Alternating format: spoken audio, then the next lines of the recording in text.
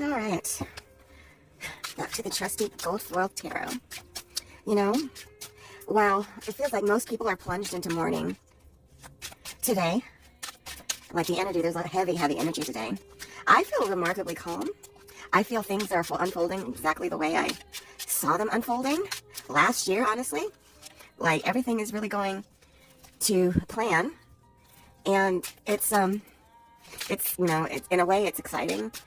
And not exciting in a, ooh, I can't wait to see what's next. But in a top of the roller coaster kind of feeling. But at the same time, I just feel calm because I know this is the last straw. And I know that we are going to really start to evaluate our, we're really going to start to evaluate, like, this whole entire system. Is like, is this really what we're going to be doing from now on? I mean, His Lordship is certainly rethinking some things. So we're going to start looking at what we've committed ourselves to. And right now we might be thinking like, wow, this is not what I signed up for. It's about what we do from here. And what we do from here is we look in the past to see what did work. You know, this could be dangerous.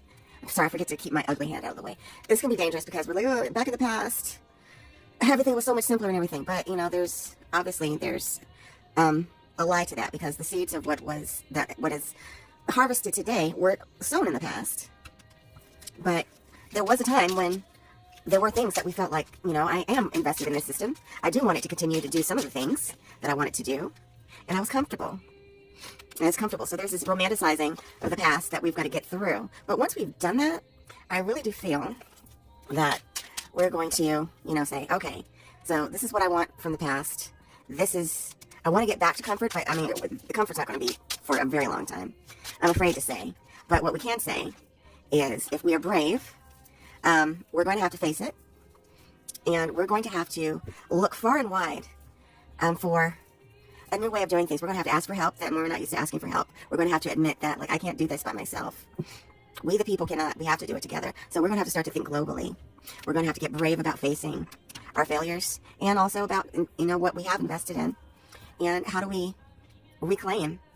How do we reclaim? I don't know, but we will, because we have to now. We're not just going to continue rolling, letting this, let's call it a regime, letting it just continue to do what it wants, because what it wants is absolutely terrible.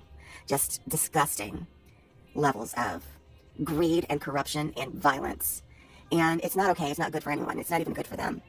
But that's the path they're on. What path are we on? So I think we're going to be okay. I really do.